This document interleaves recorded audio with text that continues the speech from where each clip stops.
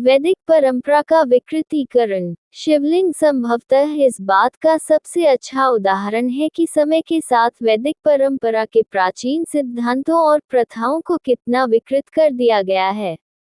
मुझे अक्सर ये देखकर दुख होता है कि वैदिक काल की प्राचीन प्रथाओं और ज्ञान की सीमित या गलत समझ के कारण भारत की गहन विरासत और संस्कृति के बारे में इतना विकृत दृष्टिकोण कैसे सामने आया है। हाल की शताब्दियों में कुछ लोगों द्वारा यह समझा जाने लगा कि शिवलिंग पुरुष प्रजनन अंग का प्रतिनिधित्व करता है। एक गलतफहमी जो लिंग शब्द की गलत व्याख्या या बल्कि सीमित व्याख्या से उत्पन्न हुई थी।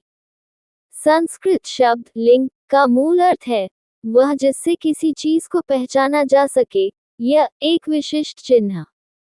जब कोई बच्चा पैदा होता है तो उसका लिंग क्या है इसका पता लगाने का एक ही तरीका होता है और वह है बच्चे के गुप्तांगों को देखना।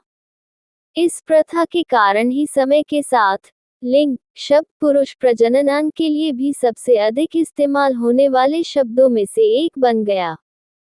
हालांकि इसका मूल अर्थ एक विशिष्ट चिन्ह था और यह वह अर्थ है जो शिवलिंगम के प्रतीक को संदर्भित करता है।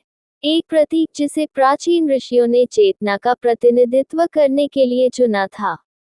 ये सृष्टि की इतनी गहरी समझ को दर्शाता है।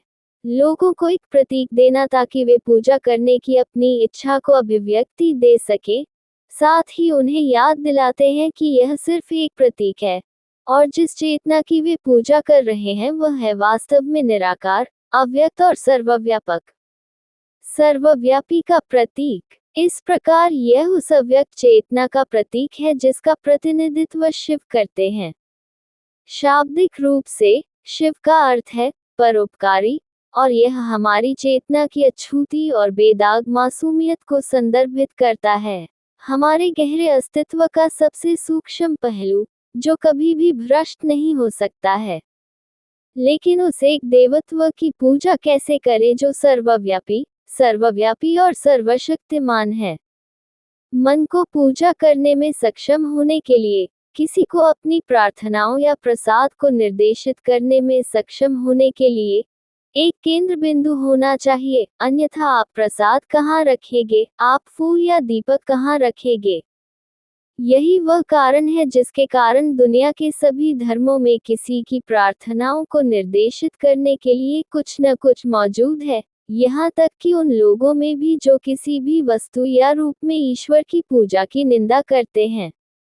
चाहे वह सिख परंपरा में धर्मग्रंथ हो या कुछ इस्लामी परंपराओं में काबा, किसी की प्रार्थना को निर्देशित करने या भक्त के मन को मोहित करने के लिए हमेशा कुछ न कुछ होना चाहिए। प्राचीन वैदिक परंपरा के ऋषियों को पता था कि मन कैसे काम करता है और इसीलिए उन्होंने सभी को उस एक देवत्व की पूजा करने की स्वतंत्रता दी जिस रूप या तरीके से वे सहज महसूस करें। एक साधारण पत्थर लोगों को ये याद दिलाने के लिए एकदम सही था कि यह सिर्फ एक प्रतीक था जो सर्वव्यापी चेतना का प्रतिनिधित्व करता था जो सभी नाम और रूप से परे है।